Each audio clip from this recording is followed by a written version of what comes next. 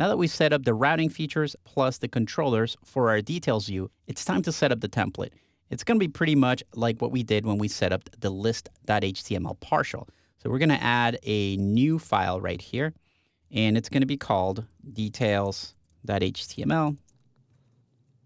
And we're going to be creating a section with a class of artist info. And then in here, we're going to create a div with a class of artists, as well as a clear fix, just like before. And this is going to be using the ng model called artists.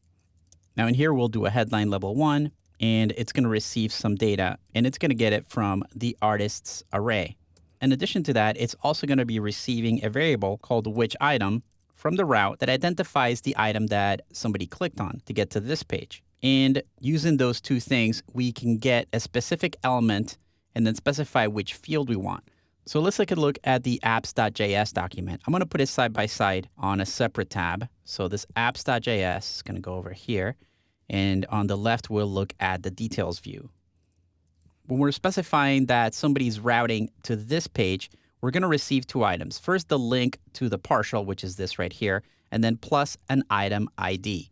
Now, if we look at the controllers, we can also see that these controllers expect to get that information as well.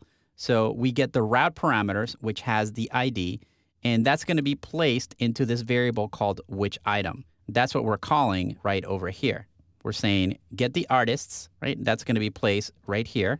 And then find also the item that somebody clicked on, which is in this variable, and then go through the elements in that data. So just like before, we're specifying the name. That comes from the data.json file and is these different fields right here. So let's go back into the details template and just finish it off. It should be pretty simple. So we'll do a div with a class of info, and that's just going to have the basic information for the artists. So it's going to be first an h3. Now remember that when we use an image, we use the ng-src instead of the regular source attribute.